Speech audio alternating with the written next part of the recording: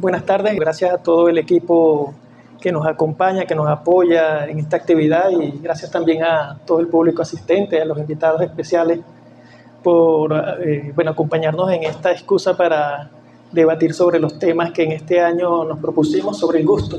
Y efectivamente, como dice Fania, nosotros nos planteamos siempre un tema en particular, ya que a comienzos de este año, un tema que estaba pendiente desde hacía ya cierto tiempo, quisimos abordar el tema del gusto.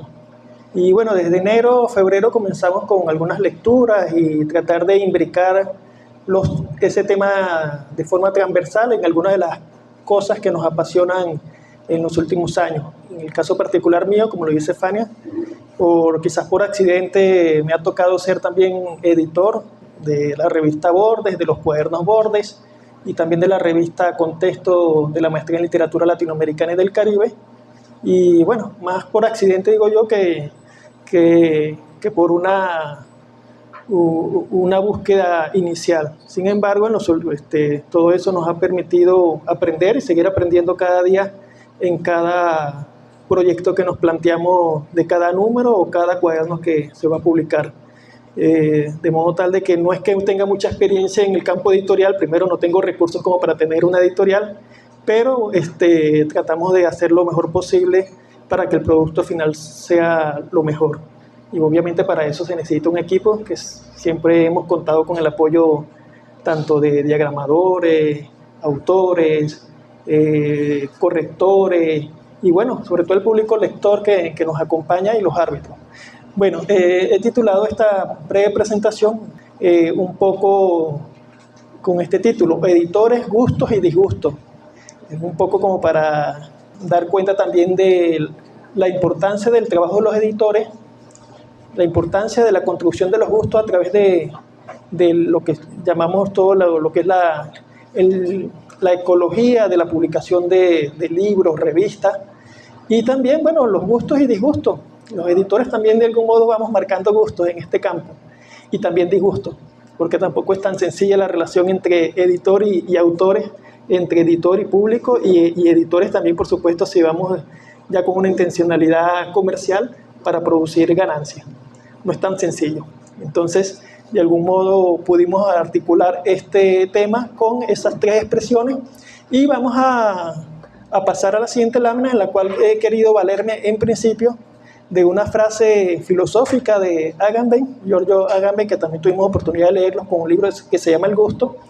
Y si bien es una frase bastante, digamos, profunda, nos puede dar pie para dar cuenta también de esa relación que se establece entre la razón y el deseo, la razón también y en este caso el gozo estético, de modo tal de que vamos a leerla. El gusto se presenta en efecto desde el comienzo como un saber que no sabe, pero goza, y como un placer que conoce. Sí, es como paradójico esta expresión, un saber que no sabe. Muchas veces nos gusta algo y no sabemos por qué. No hay una explicación muchas veces racional.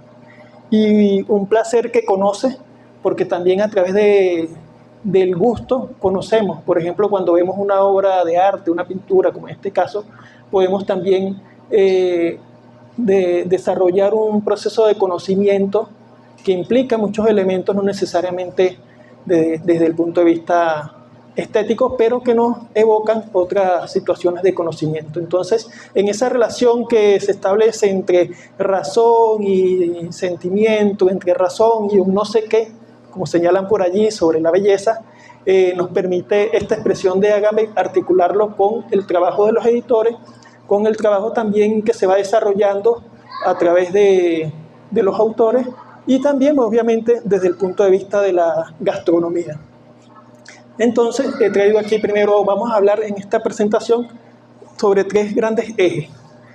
Editores, vamos a trabajar un poco lo que tiene que ver con cómo se van creando esos gustos literarios, y también lo que tiene que ver el papel con la gastronomía y obviamente con la película.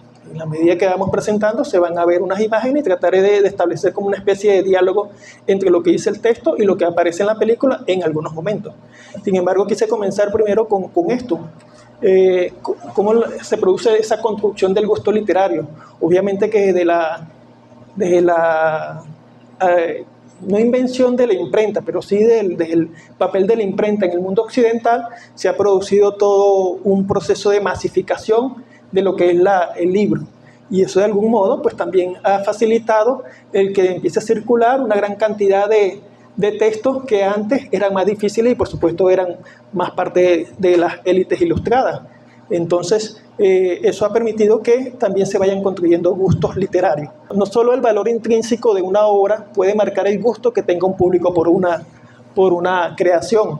Obviamente, toda creación de algún artista puede tener un valor importante, pero ¿cuántas obras no se han creado y quedan en el anonimato? Entonces, hace falta también esos procesos de circulación de ese documento, de ese texto, de esa obra, para que sea conocida. Y obviamente también en algunos momentos hemos tenido obras que han marcado un referente en una época, pero luego esos referentes también se diluyen y se pierden en el anonimato del tiempo. Digamos que también hay un papel de los lectores en cada época y nosotros apreciamos una obra de forma distinta o como se pudo apreciar hace 100 años, 50 años. El destino también está marcado por factores externos. Por ejemplo, aquí coloco una imagen de la metamorfosis de Kafka. Gran parte de su obra era desconocida, y si no es por el papel de un conocido, de un amigo, que él dejó textualmente Kafka cuando estaba a punto de morir, que quemaran todo, y esta persona no se niega, se accede a esa petición del autor, pues seguramente no conoceríamos gran parte de su obra de Kafka. Entonces, esos factores externos también influyen en el conocimiento y en la circulación de estos productos. Los casos en que los autores se hacen famosos de la noche a la mañana, bueno, son contados. No negamos la posibilidad de que por un azar del destino un autor pueda ser inmediatamente reconocido. Hemos visto muchos casos, pero son excepcionales. Del libro impreso al bestseller, a través de un libro que trabajamos sobre el gusto literario, señalan que Scarpi habla del libro de masas, obviamente. Digamos que esa industria de la producción masiva de libros, sobre todo se da en el caso de las grandes editoriales en Europa ya de los años, finales del siglo pasado, del siglo XIX, donde empieza a abaratarse los costos de la producción de libros y eran bastante económicos. Y esto permitió también que esos libros pudieran acceder a una gran número de personas distintas de la clase media y en algunos casos de la clase obrera, que por un precio casi que irrisorio podían comprar una novela corta, valían pocos peniques. Entonces era la forma también de entretenimiento y del ocio y del gusto, en este caso, de esas lecturas. Y obviamente esas industrias editoriales fueron de algún modo estableciendo qué se va a publicar, qué se va a vender, qué se va a mostrar. Y van construyendo también un gusto de lo que se lee. Entonces, aquí seguimos con editores y construcción del gusto, un poco dando cuenta también de esa masificación, de esa venta a través de bestsellers de distintos productos textuales, cómo se propicia el debate y la circulación de las ideas, un poco el papel también de los editores, no solamente es digamos, que no se generen pérdidas, aunque en el caso de muchas editoriales alternativas, más bien se busca como divulgar y no generar necesariamente grandes entradas económicas, pero al menos no tener pérdidas y ser autosustentable. Los editores también tienen un papel importante en el fomento de la lectura y el diálogo de la literatura, la historia y la cultura de un país. Vamos a ver luego algunas imágenes de obras, sobre todo en el papel de la gastronomía, por ejemplo, como el libro que escribe Tulio Febres Cordero sobre la cocina, como que si él hubiera escrito ese libro, que en principio tiene un sentido utilitario para preservar las recetas de esa época, no conociéramos tanto de cómo comía la gente en el siglo XIX y comienzo del siglo XX, en el caso de Venezuela, en los Andes, en ese país todavía rural y campesino. Y entonces esa posibilidad de fomentar la lectura y el diálogo y la cultura, es importante también el papel de los editores. Los editores seleccionan y promueven obras alineadas con un proyecto cultural determinado. Bueno, parte también de lo que responde también muchas editoriales. Hay diversidad de editoriales que van imponiendo también una forma de mostrar algunos textos. Bueno, eso se ha segmentado tanto y que sería como otro tema para debatir, pero se van construyendo gustos también, y uno también como público lector se va acercando a esas obras de acuerdo a los intereses también que tiene personales. Seguimos aquí. Bueno, aquí tenemos una imagen de la primera versión del libro de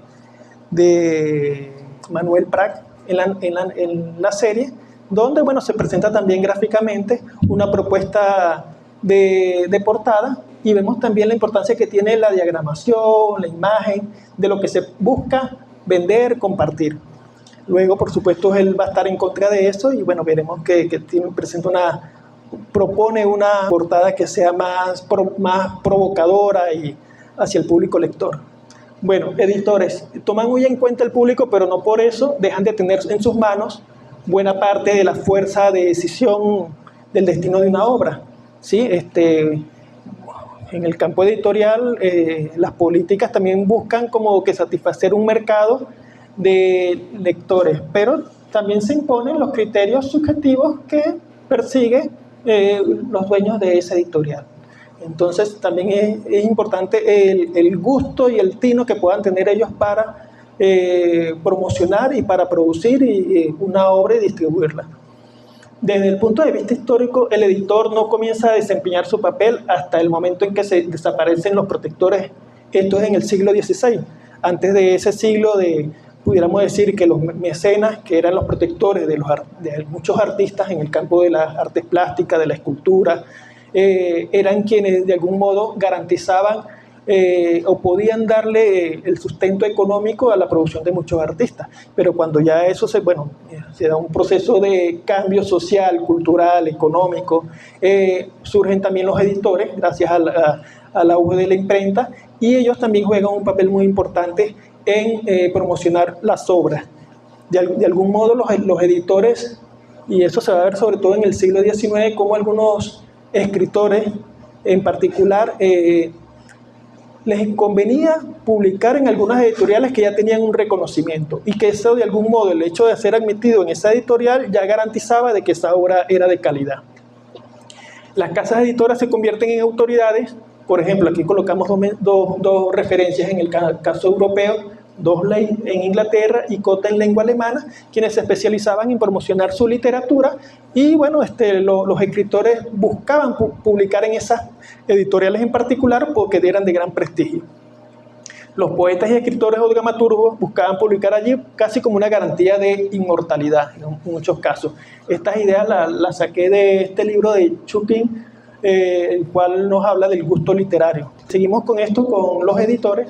La participación del lector, quien se vuelve un actor activo en la cadena del libro, es muy importante. Yo creo que ahorita es fundamental. Claro, ahorita, y lo veremos en la siguiente lámina, vemos que hay otros mecanismos también de divulgación del libro, que no es solamente lo tradicional, lo de una feria del libro, lo de una presentación formal, tal como se mostró aquí al final en esta serie, sino también hay otros mecanismos donde circula también esa promoción de los productos editoriales, desde los influencers, desde algunos audiovisuales, desde otras estrategias que permiten llevar ese producto a distintos públicos. Compramos libros por elementos psicológicos, sociales, culturales y económicos, ¿sí? Y eso nos mueve también, no solamente lo económico, la posibilidad de comprarlo, sino también en algunas oportunidades por la recomendación de una persona, de un conocido, así como vemos una película que nos recomienda una persona porque valoramos su ojo y su experiencia cinematográfica. También podemos comprar libros por recomendaciones. Entonces, influyen no solamente elementos económicos, sino también sociales, culturales, que nos van acercando a ese gusto por ese tipo de literatura y por esa referencia. Bueno, aquí tenemos unas imágenes de ya casi al final de la presentación de Manuel Prats sobre su libro Nada, que no es nada, ¿no? O sea, queda todo como en el vacío. Un poco la reflexión también final sobre la vida.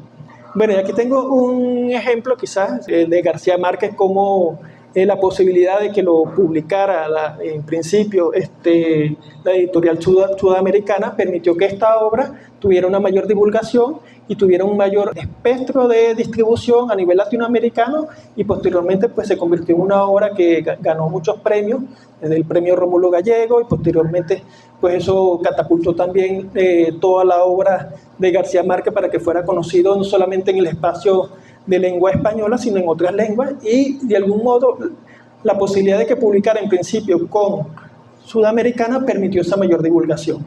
Aquí tenemos una cita de Chukin, un poco larga, pero bueno, vamos a leerla rápidamente, que dice: aunque en nuestros tiempos las editoriales son muchas veces empresas comerciales, en lo que el gusto personal del propietario, si acaso lo tiene, está subordinado al juicio crítico de su anónimo lector, hay sin embargo editoriales de pronunciada ideología que ejercen decisiva influencia sobre el gusto de la época.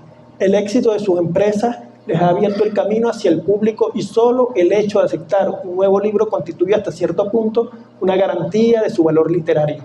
Esto naturalmente no asegura el éxito, pero la aparición del libro en algunas de estas editoriales hacen pensar que ya ha sido juzgado por una autoridad estética, y esto crea una opinión favorable. Y esto lo vemos también en el papel que jugó Saiz Barral en lo que se conoció como el boom de la literatura latinoamericana. Fue importante para esa proyección y esa, de algún modo, legitimación de esa literatura para que fuera conocida en distintos ámbitos y tuviera un alcance mayor de la que en principio pudo haber tenido. Y aquí, bueno, editoriales, gustos y tecnologías digitales, obviamente eso va cambiando también. Y vivimos una época en que prácticamente el libro impreso casi que es un souvenir, es algo de lujo, y bueno, ahora asistimos a otros tipos de formatos como los libros digitales que han permitido que se pueda acceder a la lectura a través de otras formas que no necesariamente es de la forma física directa.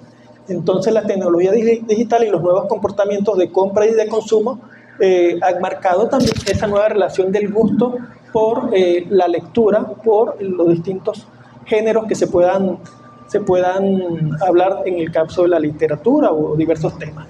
La digitalización de productos culturales es una experiencia bastante contemporánea, válida, va desde la pintura incluso, ¿no? Vemos también cómo se crean también obras digitales, y algunas son efímeras y otras son valiosas, ¿no? Nuevos caminos y formatos de distribución, comercialización digital, por ejemplo, bueno, ahí colocamos el ejemplo de Amazon, cómo se distribuyen libros y se compran libros digitales. Y tenemos también, bueno, plataformas digitales que como el servicio de streaming, como Spotify y Netflix, que permiten también otros modos de leer, otros modos de ver, otras posibilidades, muchas veces de una forma bastante económicas, asequibles para distintas poblaciones. Y entonces nos preguntamos acá, diversificación de los gustos para la adquisición de libros. ¿Será que todo esto nos ha permitido también diversificar los gustos? Bueno, eso se puede cuestionar también, porque indudablemente ahí influyen otros elementos, otros factores que de algún modo la industria cultural va también construyendo esos lectores. Y a veces ingenuamente creemos que tenemos un gusto muy particular, pero ese gusto también responde a toda una forma de manipulación también. Entonces, quizás no tengo la respuesta definitiva, pero no podemos considerar que tenemos un gusto especial. Creo que podemos tener diversos tipos de gustos también. Aquí también tenemos, bueno, ya como una especie de una cita que quise traer del Centro Regional para el Fomento del Libro en América Latina. Bueno, como todas estas praxis de divulgación, la producción editorial en su conjunto convive con una oferta que año a año es mucho más amplia y diversa, y compite por el tiempo de atención de las personas, probablemente el bien más preciado en estos tiempos, lo único limitado y escaso. Esta competencia que da tanto con grandes plataformas internacionales, Amazon, Spotify, Netflix, Disney Plus, por mencionar algunas. Prueba de eso es la obra que hemos visto, la serie que pertenece a una de estas cadenas, cómo con creadores de contenido que a título individual producen y atraen a las audiencias específicas, más no por ello menos numerosas. Todos estos cambios caracterizan a la nueva economía creativa que posibilita que un individuo autor, por ejemplo, pueda producir un contenido, un libro, y llegar a comunidades lectores en función de intereses, haciendo sostenible su producción cultural sin que a priori sean necesarios intermediarios en esta relación. Y bueno, en esta larga cita quise complementarla con estas dos imágenes que se presentan en la serie. Una es cuando Manuel Praz está tomándole una foto a un dulce y está de algún modo también vinculándose con esa posibilidad de empezar a divulgar parte de lo que es su trabajo de crítico literario a través de la imagen y de las redes, en este caso.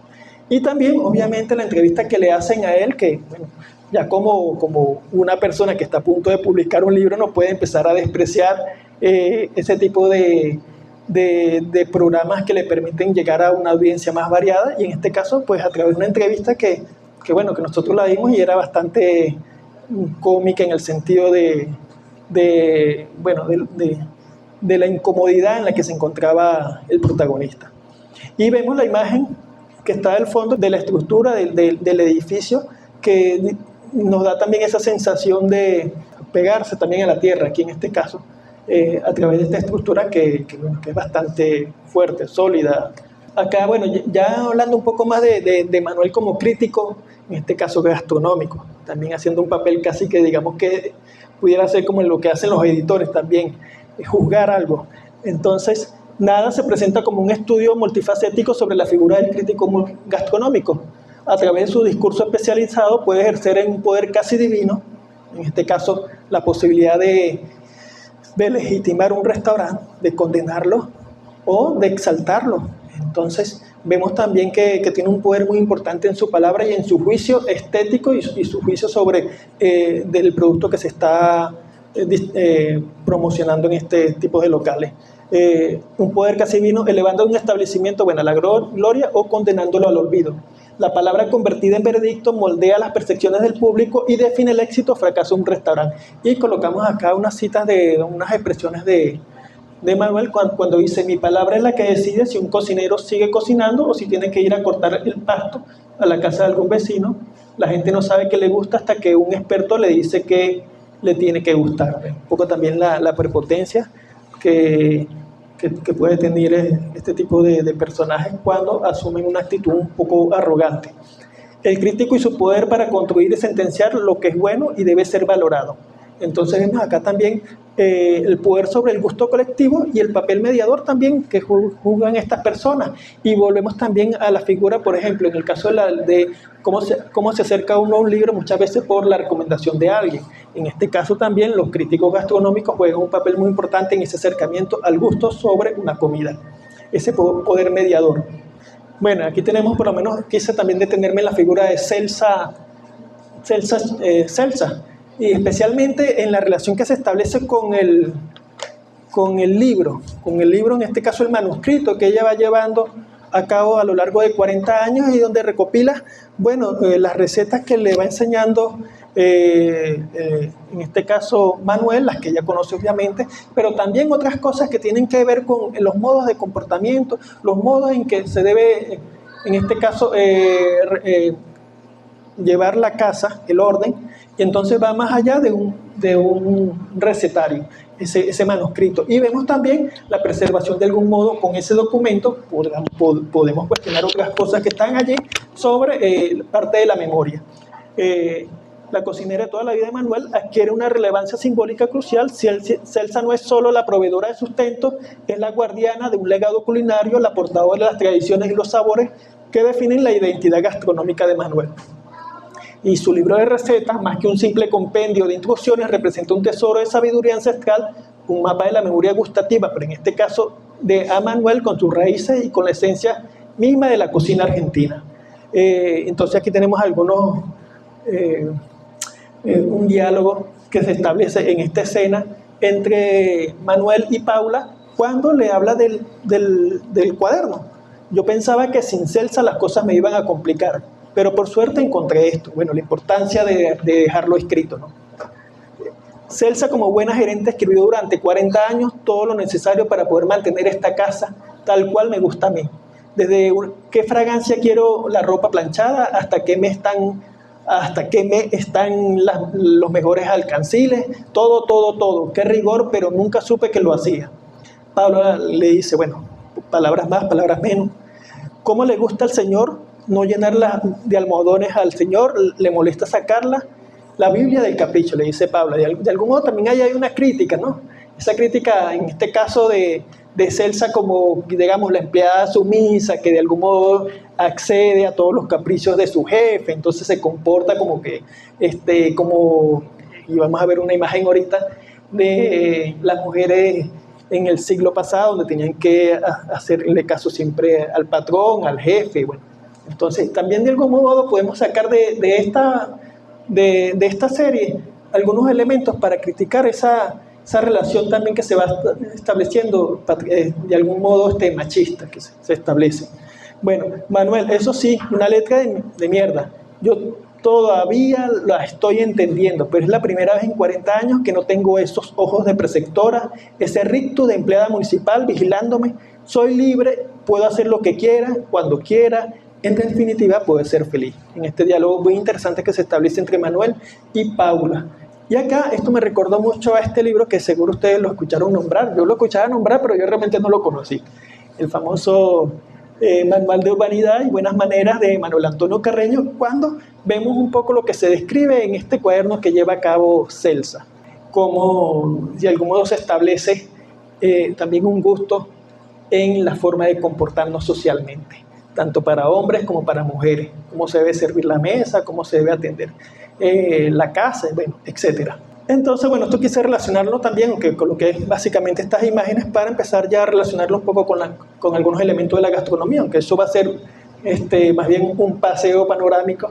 No soy experto ni en editores y mucho menos en gastronomía, pero bueno, como se trata de articular un poco los temas con lo que se muestre, pues hay que hablar de la cocina también. La importancia en este caso del libro para preservar la memoria gustativa de un pueblo, de una nación, de un país, de una región.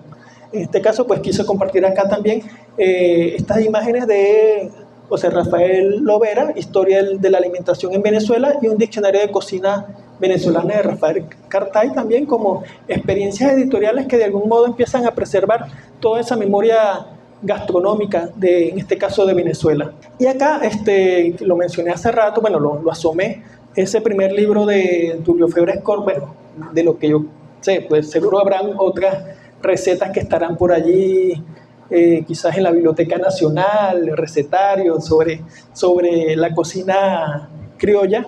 La cocina criolla o guía del ama de casa, que fue publicada en 1899 gracias al auspicio de don Tulio Febres Cordera. Y aquí vemos el valor de la tradición. Y tenemos algunos diálogos que he entresacado de la serie. Por ejemplo, Celsa no tiene reemplazo. Absolutamente nadie cocina como Celsa, dice Manuel en alguna parte. Viejo cuaderno de Celsa con todas las anotaciones y secretos de la cocina de toda una vida. Y hay cosas que siempre tienen que estar ahí, inamovibles. El guiso de Celsa, por ejemplo, eso es mi casa. Claro, esta expresión también es muy interesante porque se ve la comida como ese espacio para reencontrarse, para ensimismarse, y eso también es parte de la casa. La casa con raíces e identidad gastronómica. Y bueno, para establecer también raíces con nuestra cultura acá regional, traje estas dos imágenes. La cocina tachirense, que obviamente falta el nombre de la compiladora, de Leonor Peña, que ayer tuvimos oportunidad de compartir con ella una presentación, y también un texto interesante de Samir Sánchez sobre tesoros de la cocina tradicional tachirense. Entonces aquí tenemos como esa resistencia a la crítica, y aquí de algún modo vamos a hacer como un acercamiento a la figura de Antonia. Antonia, que llega del Paraguay, la joven que trae también parte de su cultura y entonces también trae parte de sus saberes. Antonia, la cocinera paraguaya, permite conectar con una perspectiva antropológica de la alimentación al reconocer el valor intrínseco de las tradiciones culinarias y los sabores arraigados en la cultura.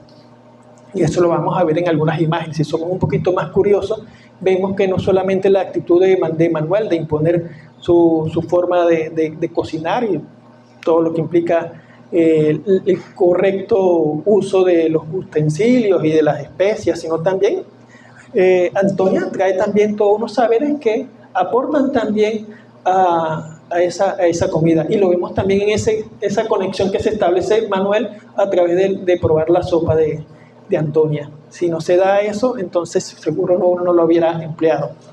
Y vamos a verlo también al final.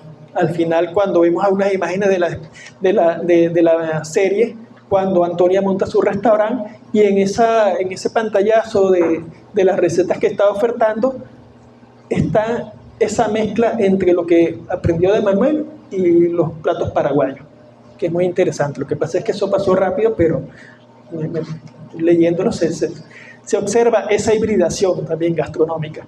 Entonces, mi comida es la que es comida paraguaya, y si no le gusta, no importa. A mí y a mi gente sí nos gusta, porque lo tengo que cambiar. Esto es como se hace el chipa, el boribori, no es más ni menos, dice Antonia.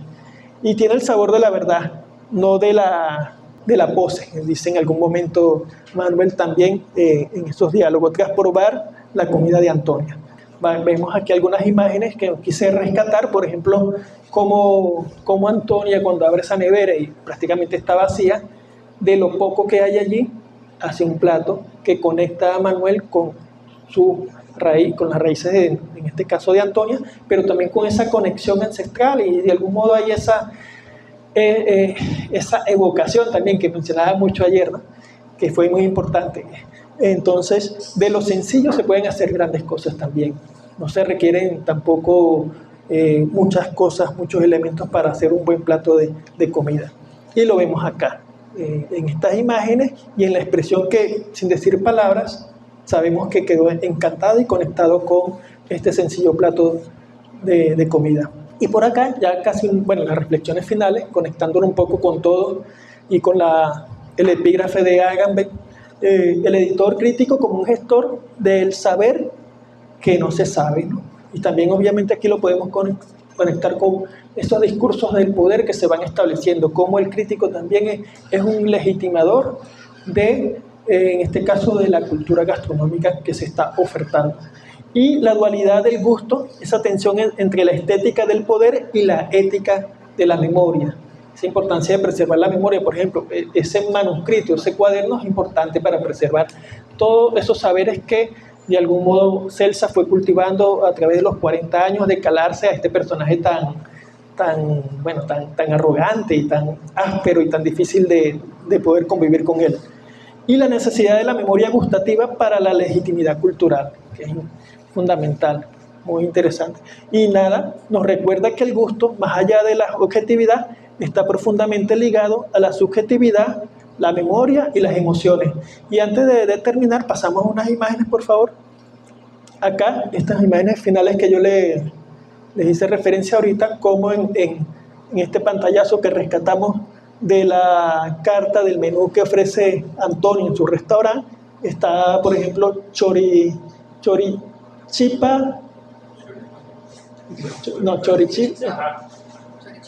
sí, con chimichurri, membejú con tucopesto, mandioca a caballo, milanesa napolitana con yuca, panqueque quemado de dulce de leche, miel negra, postre vigilante, dulce guayaba y queso. Y vemos también en las imágenes de lo que ya está sirviendo también, esa milanesa que aprendió de Manuel. Entonces está ese intercambio también cultural y de saberes entre esa cocina, digamos, pudiéramos ser refinada que conoce Manuel, y la cocina también popular, en este caso del Paraguay, de Antonia. Entonces es muy interesante esta serie si vemos también esos pequeños elementos que nos va dando y cómo de ella podemos estudiarla, bueno, desde distintos aspectos. Ya parte de las ponencias la han abordado en otras áreas, y bueno, yo quise abordarla desde lo que es el papel de los editores, por eso la llamé editores, gustos y disgustos que se dan en todos estos procesos. Bueno, muchas gracias.